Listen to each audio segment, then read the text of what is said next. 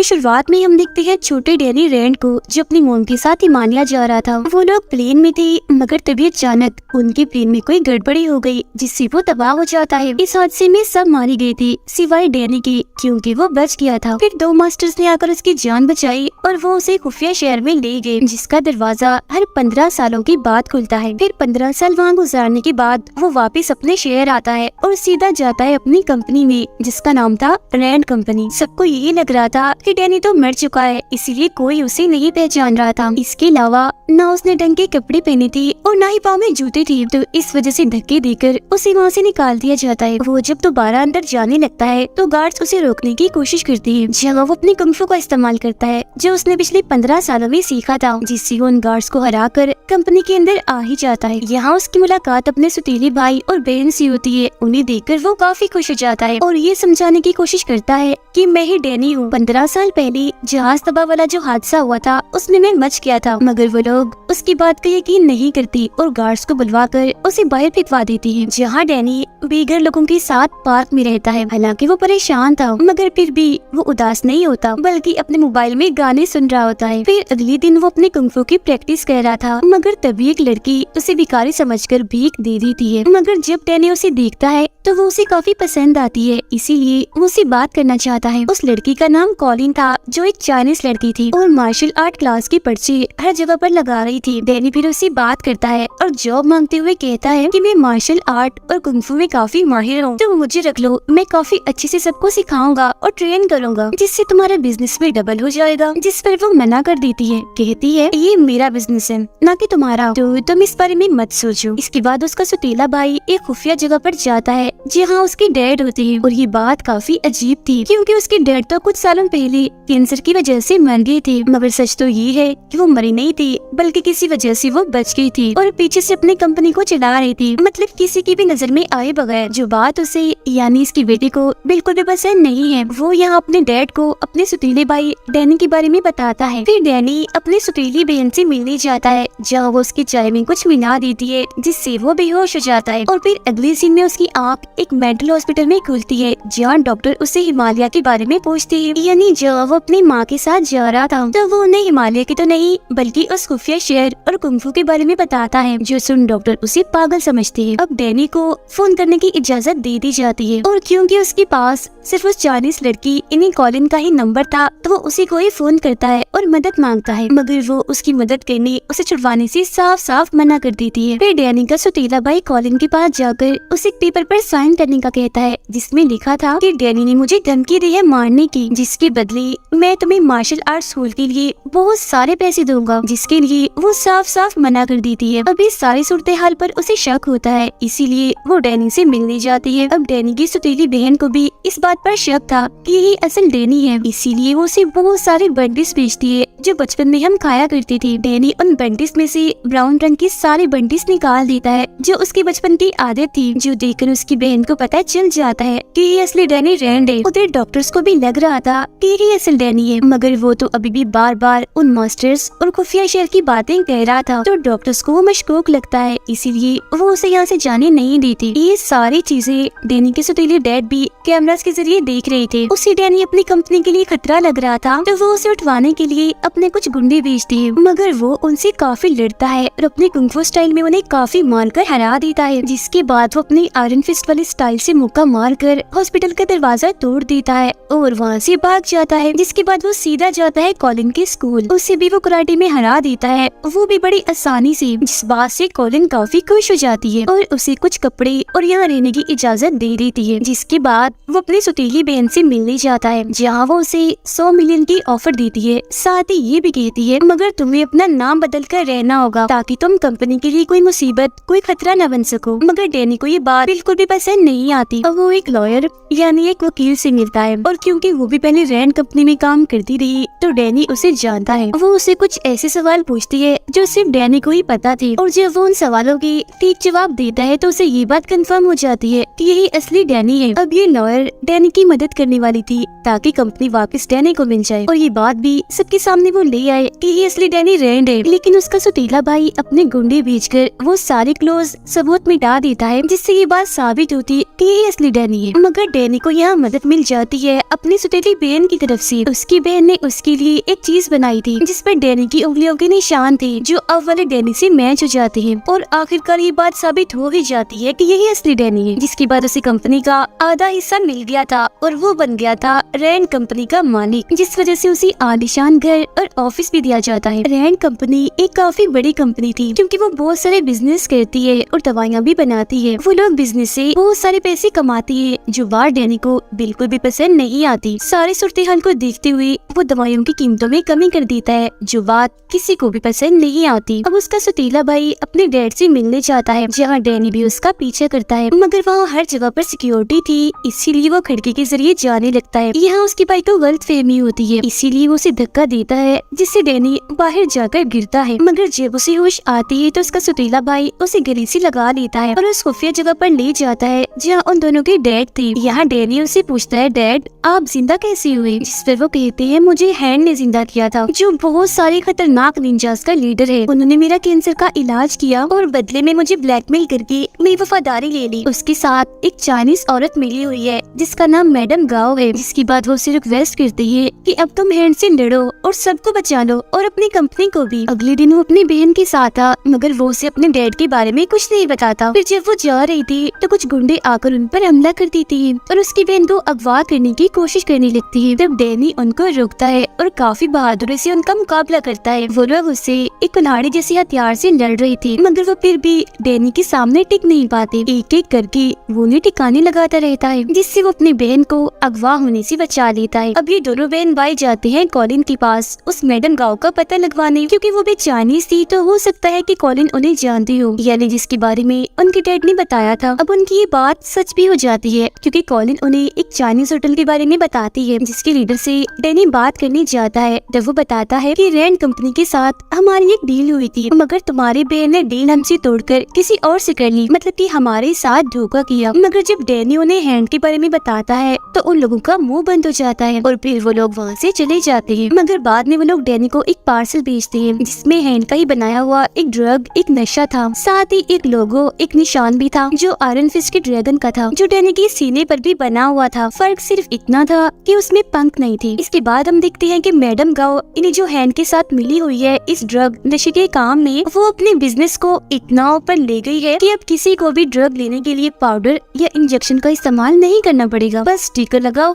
और नशा ले लो। इसके बाद डैनी अपने भाई के पास जाकर उसे भी ये ड्रग नशे वाली बात बताता है, जो सुनकर उसका भाई कहता है, ऐसा करते हैं मैं कंपनी संभालता हूँ और तुम ये हैंड वाला, निंजा वाला, इन्हें ड्रग्स वाला मसला सुलझाओ। डैनी अब कॉलिन से मिलने जाता है जहाँ उसकी मुलाकात एक लड़की से होती है जो एक नर्स थी। इस वक्त वो कॉलिन से कराटे सीखने आई थी। डैनी उन दोनों को रात के खाने पर बुलाता है और उन्हें अपने साथ शामिल होने की ऑफर करता है जिस पर वो दोनों मान भी जाती है और अब ये लोग मिलकर उस ड्रग की तलाश में निकल जाते हैं। वो लोग ड्रग्स हर जगह ढूंढते हैं जो उन्हें नहीं मिलते, मगर एक खुफिया जगह पर डैनी को एक केमिस्ट मिल जाता है और ये वही है जो ड्रग्स वाले स्टिकर बनाता है। डैनी उसकी गार्ड से लड़ता है जिस दौरान गलती से चाकू उस केमिस्ट को ही लग जाता है, जिसके बाद ये उस केमिस्ट को कॉलिन के स्कूल लाते हैं और क्योंकि उनके साथ वो नर्स थी तो वो उसकी मरहम पट्टी करके उसे बचाने की कोशिश करती है। केमिस्ट बताता है कि मैं ये ड्रग वाले स्टिकर इसलिए बनाता हूँ क्योंकि मैडम गाँव के पास मेरी बेटी है जिसे उन्होंने हॉस्टेज यानी बंदी बनाया हुआ है। अब डैनी मैडम गाँव से मिलने जाता है। इन्हीं वही चाइनीज औरत, ये दोनों पानी में हाथ डालकर वादा करती हैं कि हम दोनों लड़ाई करेंगे और जो भी हार गया वो चुपचाप हार मानकर ये शहर छोड़कर चला जाएगा। अब कुंफू की दुनिया में पानी में हाथ डालने वाला ये पक्का वादा होता है जिसे कोई भी नहीं तोड़ सकता। लड़ाई के पहले मैच में दो निंजास डैनी से लड़ने आते हैं। डैनी बड़ी तेज स्पीड से उनसे लड़ता है और अपने कुंफू का इस्तेमाल करके उन्हें हरा देता है। दूसरा मैच होता है एक लड़की के साथ जो उसे अपने जाल में फंसा कर जहर देने की कोशिश करती है, मगर डैनी उसकी चाल समझ गया था इसीलिए टांग मार कर वो उसे भी ढेर कर देता है, मतलब हरा देता है। अब तीसरा मैच एक रॉड वाले आदमी के साथ होता है जो काफी बहादुर था। वो रॉड की मदद से जैसे ही उस पर हमला करता है तो डैनी अपनी आयरन फिस्ट वाले स्टाइल में मुक्का मार कर उसके रॉड को तोड़ देता है। उसके हाथ में पीले रंग की रोशनी थी जो उसकी आयरन फिस्ट की पहचान थी। वो उसे फिर जैसे हराने वाला होता है तो मैडम गाओ उस हॉस्टेज लड़की को सामने ले आती है। वो कहती है, अगर तुम ना हारे और तुमने मेरे बंदे को हरा दिया तो मैं केमिस्ट की बेटी यानी इस हॉस्टेज लड़की को मार दूंगी। तब ना चाहते हुए भी डैनी को हारना ही पड़ता है, सिर्फ उस लड़की के लिए, जिसका मतलब ये था कि उस गांव ने अपना वादा तोड़ दिया था और पक्कीवादी वाली सारी बात बकवास है। अब डैनी को गांव पर इतना गुस्सा आता है कि उस पर हमला करने के लिए जाता है, मगर गांव कोई आम औरत नहीं थी, उसके पास भी शक्तियाँ थी जिनका इस्तेमाल करके वो डैनी को दूर फेंक के मारती है। अब तो अनजान लोग डैनी के डैड के पास आते हैं और उसकी उंगली काटने की कोशिश करते हैं, क्योंकि वो उसे इस बात की सजा देना चाह रही थी कि तुमने हैंड के बारे में डैनी को बता दिया। मगर उसके डैड यहाँ मुकर जाते हैं, कहते हैं मैं तो डैनी नाम की किसी इंसान को जानता तक नहीं और तुम उसे मेरा बेटा बना रहे हो। तभी इधर डैनी भी आ जाता है, जिसे देखकर उसके डैड फौरन उन गुंडों पर हमला कर देते हैं। डैनी भी इनसे लड़ता है और उन्हें मारकर अपने भाई को इनकी लाशों को ठिकाने लगाने का काम देता है। अब अगले दिन डैनी ने अपने सीनियर्स को एक खत देना था जो बहुत जरूरी था, मगर वो खत की बजाय उन्हें अपना लेक्चर देता है, जिसमें वो उन्हें उस खुफिया जगह जहाँ उसने बचपन गुजारा और मास्टर्स के बारे में बताता है। तब इस बात से गुस्सा होकर सीनियर्स उन तीनों बहन भाइयों को ही कंपनी से हटा देती है। इस बात से डैनी की बहन को काफी बुरा लगता है और वो कंपनी के लिए लड़ना चाहती थी, जबकि उसका भाई तो छुट्टियों पर जाने का प्लान कर रहा था। लेकिन जब वो अपना बैंक अकाउंट देखता है तो वो जीरो था, क्योंकि उसके डैड ने उसके सारे पैसे ले लिए थे ताकि वो यहाँ से कहीं न भाग सके। उसे इस बात से काफी गुस्सा आ गया था, इसीलिए अपने डैड पर चाकू से हमला कर देता है और उन्हें उसी गटर में फेंक देता है जहाँ डैनी के कहने पर गुंडों को फेंका था। अब डैनी को अपने डैड पर ही शक होने लगा था, इसीलिए वो उनके बारे में छानबीन करता है, जिससे उसे पता चलता है कि उसके डैड की चाइना में एक कंपनी है जो भी हैंड चला रहा है। जिसके बाद वो प्लेन के जरिए चाइना पहुंचकर सीधा उस कंपनी में आ जाती है। यहाँ पर मैडम गाओ भी थी। अब कॉलिन एक औरत के साथ बड़ी जबरदस्त तलवारबाजी कर रही थी, जिसके अंदर बार बार कॉलिन ने उसे हरा रही थी। डैनी भी एक आदमी से लड़ता है और उसे काफी मारता है, फिर वो उन्हीं की तलवारों को उनमें ही घुसाकर मार देता है। उन सबकी लाशों को देखकर डैनी समझ जाता है कि मेरी मॉम की मौत की जिम्मेदार गाओ ही है, इसीलिए पायलट को ड्रग दिया था, जिससे प्लेन उसे संभला नहीं और वो तबाह हो गया। ये जानकर तो डैनी को इतना गुस्सा आ गया था कि वो अपने आयरन फिस्ट वाली अंदाज में जोर से दरवाजे पर मुक्का मारता है। वो सीधा जाता है मैडम गाओ के पास और अभी उसे होस्टेज बना लेता है, मतलब कि उसे पकड़ लेता है। अब 3 दिन के बाद गटर में हलचल होती है, जहाँ से जिंदा होकर डैनी और उसके सौतेली बहन भाई के डैड बाहर आते हैं, जो काफी अजीब लग रहा था कि पता नहीं जब से हैंड ने उन्हें ठीक किया वो तो जैसे अमर बन गई, मर ही नहीं रही थी। वो बाहर आकर सीधा जाते हैं अपने बेटे यानी डैनी के भाई के पास और उसे कहते हैं मैंने तुम्हें माफ कर दिया, अब तुम भी मुझे माफ करके सुलह कर लो। मगर वो नहीं मानता, यानी वो अपने डैड से सुलह नहीं करता। तब उसे मजा चखाने के लिए उसके डैड उसकी गाड़ी में ड्रग्स रख देते हैं, जिससे पुलिस उसे पकड़ लेती है। वो ड्रग्स लेता रहता था तो मेडिकल रिपोर्ट से भी ये बात साबित हो ही जाती है कि ये ड्रग उसी का है। वो पुलिस को काफी समझाने की कोशिश करता है कि ये मेरे डैड की जान है, वो मुझे फंसा रही है, मगर कोई भी उसकी बात का यकीन नहीं करता, क्योंकि उसके डैड की तो काफी साल पहले कैंसर की वजह से मौत हो गई है और वो तो जेल में हो गया था। इसीलिए उसके डैड अपनी बेटी को अपने काम के लिए इस्तेमाल करते हैं, उसे अपना राज भी बता देती है, जो सुनकर वो हैरान तो थी मगर काफी खुश हो गई थी, क्योंकि उसे लग रहा था कि मुझे मेरे डैड मिल गए, मगर वो उसे सिर्फ अपना मकसद निकलवाना चाहती थी। डैनी ने मैडम गाओ को कॉलिन के स्कूल में कैद किया हुआ था। कॉलिन की हालत काफी खराब हो जाती है, क्योंकि उसे जहर की एक गोली लग गई थी और ये वही जहर था जिसे गाओ भी इस्तेमाल करती है। कॉलिन मरने ही वाली थी, मगर तभी इधर एक डॉक्टर आकर उसका इलाज करता है और मरने से उसे बचा लेता है। ये डॉक्टर दरअसल एक कॉलेज में प्रोफेसर भी था और इसने ही कॉलिन को कुंफू सिखाया था। यहाँ हो और डैनी दोनों कुंफू करने लगती है और फिर डैनी को भी अपने कॉलेज में प्रोफेसर बनने के लिए कहता है। अब डैनी को गाँव से पता चलता है कि ये डॉक्टर ठीक नहीं है, क्योंकि ये भी हैंड के लिए काम करता है। ये सुनकर डैनी को काफी अजीब लगता है, इसीलिए वो उनके सिस्टम को चेक करने जाता है, जहाँ उसे बहुत सारे कंप्यूटर्स मिलते हैं। उसे समझ नहीं आता कि ये यहाँ क्यों है, मगर वो ये सोचकर उन्हें तोड़ने लगता है कि ये हैंड की हैं तो बुरे ही होंगे। मगर तभी इधर वही डॉक्टर आ जाता है, कहता है ओ पागल,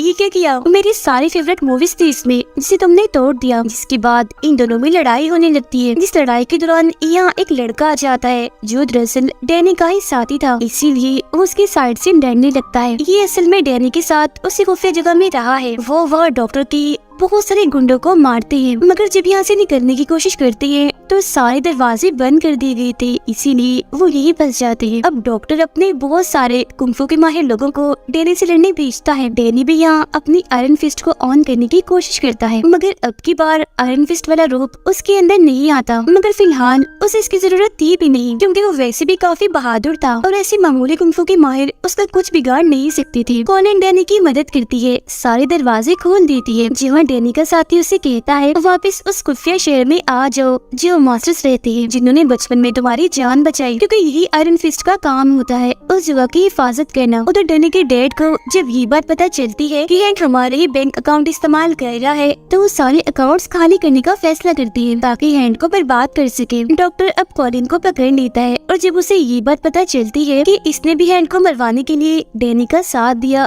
तो वो अपने साथियों को कहता है कि इसे मार दो, और वो भी बहुत बुरे तरीके से। मगर वो कैसे भी करके खुद को आजाद कर लेती है और वहाँ से निकल जाती है। जब वो बाहर गुंडों से लड़ रही थी तो तभी इधर डैनी आ जाता है और कॉलिन को संभालता है। जेल में डॉक्टर डैनी के सौतेले भाई से मिलने चाहता है और ऑफर करता है अगर तुम्हारे डैड को मार दिया जाए तो मैं तुम्हें कंपनी का चीफ बना दूंगा, क्योंकि अब कंपनी मैं ही संभाल रहा हूँ। तो वो डॉक्टर की बात मान लेता है और ये लोग उस खुफिया जगह पर हमला करती है जहाँ उनकी डैड रहती थी। यहाँ का डैनी का सौतेला भाई कहता है मेरे डैड को मार दो, लेकिन मेरी बहन को कुछ मत करना। तब डॉक्टर उसकी बहन की तरफ गन से इशारा करता है और गोली चलाते हुए कहता है ये वाली बहन, जिससे जाहिर है गोली चलने से उसकी मौत हो जाती है। इसके बाद डॉक्टर डैनी को वीडियो कॉल करके वहाँ की सारी सूरत हाल दिखाता है, मतलब कि उसकी सौतेली फैमिली कितनी बुरी है। ये देख कर डैनी खुद को उसके हवाले कर देता है कि मैं कितना पागल था, अपने सौतेले बाप बहन भाई जितने बुरे लोग थे उन्हें बचाने की कोशिश कर रहा था, उनका साथ दे रहा था। अब डॉक्टर डैनी को मारना नहीं, बस उसकी शक्तियाँ लेना चाहता था, इसीलिए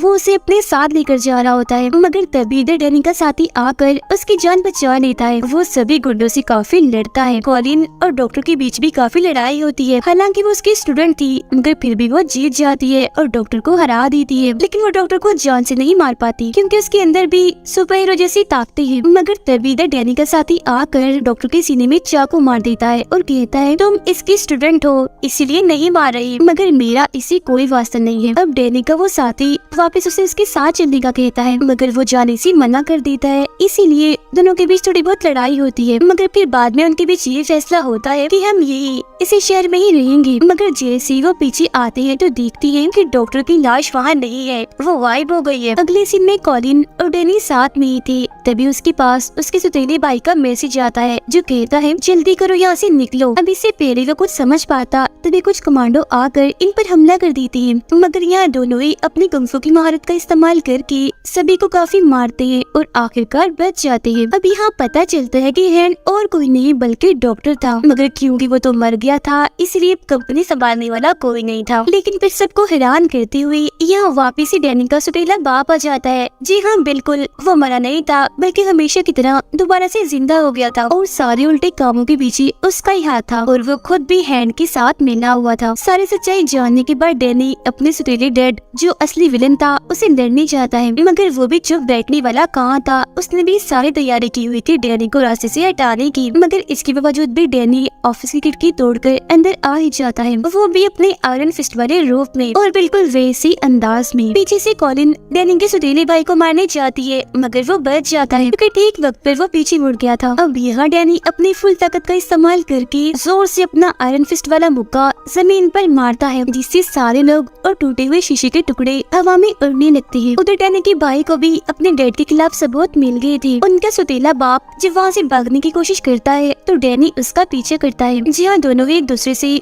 पाइप के जरिए लड़ते हैं, जिसके बाद डैनी उसे एक तीसरी पाइप में घुसा देता है, मतलब पाइप उसकी आर पार कर देता है। वो जान से नहीं मरता क्योंकि उसके अंदर भी सुपर हीरोज वाली शक्तियाँ थी। जिसके बाद डैनी यहाँ से जाने लगता है, लेकिन क्योंकि उनका बाप विलन है तो वो पीछे से डैनी पर गोली चलाता है, मगर वो अपना आयरन फिस्ट वाला हाथ आगे करके गोली रोक देता है। इसी बीच उसका भाई आकर अपने डैड को गोली से शॉट कर देता है, जिससे वो नीचे जाके गिरता है और वो दोबारा से जिंदा ना हो जाए इसलिए लोग उसे जला देते हैं। जिसके बाद सब कुछ ठीक हो जाता है। डैनी के सौतेले भाई को कंपनी वापस मिल गई थी और अपने जालिम धोखेबाज बाप से उसकी जान छूट गई थी। डैनी की सौतेली बहन को हम देखते हैं जो मरी नहीं थी बल्कि उस गोली से जिंदा बच गई थी और अब वो डैनी के साथी के साथ थी। उनके उनके पास ही डॉग भी बैठी थी जो उनकी बातें सुन रही थी। अब हम डैनी को देखते हैं जो कॉलिन के साथ मास्टर की उसी खुफिया जगह पर जाता है ये चेक करने के लिए कि सब ठीक है ना, मगर वहाँ उसे अपने बहुत सारे मास्टर्स की लाशें मिलती है जो देख उसे बहुत बुरा लगता है। और बस इधर ही सीजन 1 खत्म हो जाता है।